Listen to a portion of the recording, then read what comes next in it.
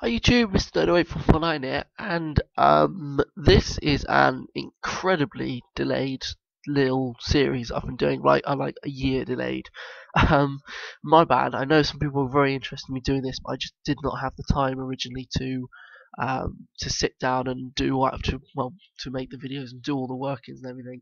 But I now have got time. I had a couple of assignments need handing in this week. This is a Sunday. I managed to finish them all yesterday, so I've got the day off. And I'm just having a quick look now. So, which is the series? Well, the series is the history of the Somerset and Dorset Joint Railway. I promised to do this ages ago, and I'm now just getting around to doing it. So apologies about that, but I think hopefully you'll find it worth it. So just before we begin, this will probably be split down into a couple of videos. I'll try and not go over any facts well, any fact I think needs going in a bit more depth, I will. The rest of them I'll just sort of skip over and so on. Most of this stuff is coming from what I can remember and the web pages I've got. So if I make a mistake, is what I usually do is comment below, and then at the end of it I'll do a video saying I don't know, for instance, there's a couple of accidents I'm going to mention at some point. I may get the wrong dates or the wrong bit of the line. If you just put a comment, oh, actually, it was here at the end of the video, or the end of the series, I'll put up a little video that does all the corrections to make sure it's 100% right. So, apologies if there are any errors. I'm trying not to make any, we'll just see how it goes.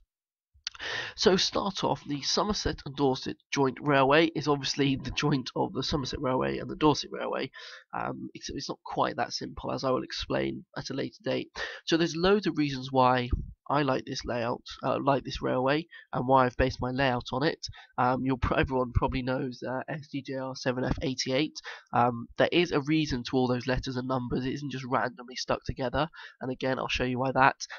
But that Callum, if you know him, he obviously is into the Somerset and Dorset as well. There's quite a few other guys on YouTube that are the same. And there is a couple of reasons. The reason I like it is because it's such an interesting layout. Railway is such an interesting railway. The GWR is obviously the region I live in, so that's the big railway, but then the actual railway that I'm modelling on is the Somerset and Dorset. Many reasons for that, as I keep mentioning, I'll go back to them. So to start off with, why was this in its time such a popular line? People would flood from miles just to come and record it, to take photos of it. Well, the reason is one of them. In the time when it was obviously running in the steam era, it's got a lot of quite steep gradients, which means that locos, almost every time a loco had to pull a train, it had to have a double header or a shunting loco behind it, a pushing loco. It needed two locos to get up the hills, especially on the freight trains, the big heavy freight trains, just to get up and down these hills. So it meant you were able to get a lot of double-headed steam locos. Were very often common. It was a very nice line as well. It ran from the coast down in Bournemouth, and it went all the way up to Bath, and there was like a little offshoot of it that went to Burnham as well. So it's kind of a Y-shaped line. I have got a map of that somewhere, which I'll show you in a minute. But yeah, it's just a brilliant little. Well, it wasn't actually little. It's what people may not know is you had the big four, obviously GWR, Southern Rail, LNER, and Midlands. They were the big four. On top of that, you had two other lines, which actually made. They were kind of the big-ish six. Somerset and Dorset were one of them, and the other one, I apologise, I cannot remember it. It's like Gloucester and North or something like that is. I might be completely out then. But there was another line that was quite large, and then on top of that there were lots of little lines. It went from the coal mine to the docks, little lines like that. Right. So the reason why I like modelling this, the main reason I like modelling this, is because of, as you can see, I've got loads of information here. I've got to flick through to find it. There they are. It's because of this list of locomotives that the Somerset and Dorset built. They actually built their own locos, they commissioned locos, they brought in locos. They had such a massive variety of locos that although this is based in the southwest region of England, they brought in locos from after the 1930s. As you can see here, they brought in locos from LMS, Southern Rail, and GWR. So on a layout, a model layout, you can legitimately run LMS Black 5s, 8Fs, IVOC Class 4s, Class 2s, Pacifics, Collets, GWLs, Panniers, a few other BR standard locos, as you can see, Class 3, Class 4, Class 5, and then the Class 9F, which the most popular one would be Evening Star, which did run on the Somerset and Dorset line at one point. So as you can see, this variety of, well, some of the more popular loco types, obviously LMS Black 5s are very popular, 8Fs, IVOTs. That's why I just love it, because I can literally just go and pick up anything from the LMS, Southern Rail, GWR, stick them on my layout, and then no one can really say, oh, that's not legitimate or anything like that. I'm not that sort of person. But some people do complain, oh, why are you running a GWR loco on your LMS? On your LMS based layout. Well, Somerset and Dorset doesn't have that problem because they had such a variety of locos they were running from many different companies. They had great links to all these three companies. So as well as that, they built their own locos. This was in the earlier stages. As you can see, 1861 to 75. There's a couple of photos here, but two locos, which I so want Bachmann or Hornby or anyone to make, is this one up here and this one down here. Now, the reason I like them, I like the wheel arrangements. One little at the front, and then two big driving wheels, which I think looks really cool. Well, that with the tender. Very simple locos. When you actually look at them, the cabs are incredibly simple, a little bit more complicated here. But I just love the look of it. Now, it's what I was considering doing, is taking a GWR 14 XX or 48XX, spinning it round, and then finding a body that will fit onto it the wrong way round, but that just was far too difficult to organise and sort out. So I just hope that one day I'll be able to buy these locos. I mean, they look absolutely brilliant, I think. Scrolling down, they also had little, well, that's the same layout. They did love their 240 layouts. As you can see, there's quite a lot of them.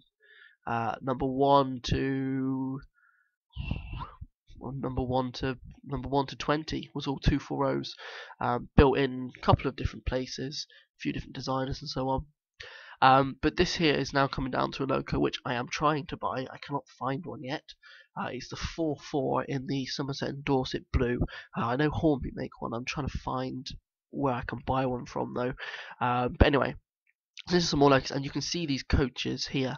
These are 3-wheel coaches. Now you can buy them as plastic kits from Dapol and Airfix, I think. Put them together and then spray them in the blue, which I am planning on doing. But that's a later video when I've actually managed to find the correct sprays and paints and so on. So that will happen at a later time. But as you can see, this is the sort of thing I'd like to be running on my layout. Something like this, I just think it just looks really nice. Really nice dark royal blue with the gold pin striping. Looks really good. So you had a lot of 060s and 044s, 040s, you can see there. There is a little 040, I don't know if there's going to be a photo of it, that I'd like to buy, and it's a saddle tank loco. I might even have one here. Let's go back actually. It's a little saddle, there it is. Little saddle tank loco like that. I'd love to have one of those. It's just a shunting loco, but again, it's something I'd have to buy and then modify so it's in the correct colours. Where are we? We were here, right. It's gone down, as you can see, very similar to a collet there. It could even be, no, that's not a collet. It's very simple to the GWR collets there. See, it's a 3F, and this is the LMS version, I believe. Am I right? Yeah, Midland Railways. And this is the area where they started to get, sort of section 3 is where they started to get from different companies, as you can see, 060. There you go, class 3F, 2Ps, 4Fs and so on, and they would buy them, paint them, renumber them, and then run them on their own line, which I thought was really good. So the 080 tender is the big one. The 7F and the 8F and the 9F were, well, definitely the 7 and the 8 were basically designed by the Somerset and Dorset and built by LMS. Those facts might be wrong, but basically these locos were designed to pull up the steep gradients on the Somerset and Dorset without an assisting loco. Now the 8F and the 7F were able to do that with their lots of wheels, loads of traction, very heavy. They were able to pull full rakes up these steep gradients without any assistance, which comes back to the SDJR 7F 88. Sorry about going on your channel, Callum, but I'm sure you won't mind. His numbering, SDJR, stands for Somerset and Dorset Joint Railway, which is obviously one of his favourite lines. Then you've got 7F. 7F is a loco. It's very, in fact, it is one of this. This is a 7F there. And the Somerset and Dorset numbering of one of their more famous ones is 88. This is number 90. They had 88, which is preserved on, I can't remember, one of the two lines. It's preserved on the line, and it runs every now and then, and that's why he's chosen that name as his YouTube username. So people who didn't know that, that's the reason for it. Whereas the reason for my YouTube name is because I was in a funny mood, and those letters and numbers look quite good. Anyway, so that's a few other things. Now, the final loco which I'd like to get is this one here. It's kind of a Sally tank style loco, but not really. It's more of a pannier tank, Sally tank cross. But I like it because it's an 040. It'd be brilliant as a little shunting loco, and again, it'd be in the nice colours, the good lettering. Just it's the sort of thing which you'd want to maybe have to hand build yourself, which would be quite interesting, very fun to do, I think, but it might take far too long. So those are just some of the locos which I'd like them to be made or buy, as in case I can buy a 2P. I've seen that one kicking around in the correct livery. I'd love to get the 7F as well in the SDJR livery. A few other things just to mention about the locos is the colouring schemes.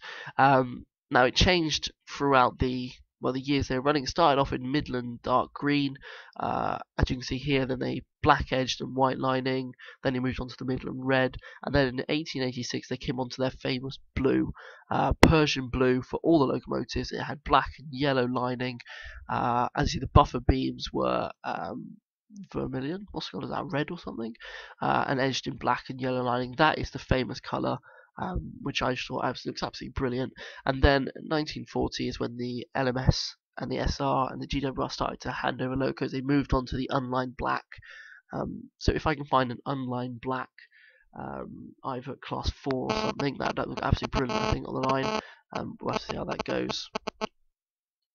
So that is a quick look at all the locos that they used to have, which is one of the main reason why I love this so much, especially for modelling, because you've got so many locos that you can use, that you can have on the line, and it just looks really good in my opinion. The same goes for rolling stock. They had rolling stock from all these companies, so I could quite legitimately run an LMS loco on my layout with a GWR one, passenger one pulling the other way, and SDJR that you could have seen that. They probably wouldn't repaint it, but anyway, you could see that, which is why I just love this layout. Well, this company so much. It's just brilliant. So that is a quick intro to the series and quite a lot on the locomotives which they ran and the main reasons why I like it. I'm going to cover a few more areas in videos. I don't need that anymore. I'm going to cover some dates of stations, when the station opened and closed, just some history about it, people who were in charge of it, a little bit on the Pines Express, and then just some more facts and figures about Somerset and Dorset, and finally the route it took. So the next video I'm probably going to cover the route and the opening and closings of the stations and so on. In fact, there's SDJR 7F 88, there's your loco, number 88. Anyway, sorry. So yeah, so hopefully you're going to enjoy this little series. You'll keep watching it, keep going. I know I'm going to enjoy making it because I've been trying to do this for absolutely ages. So yeah, thanks for watching, and hopefully I'll catch you again soon.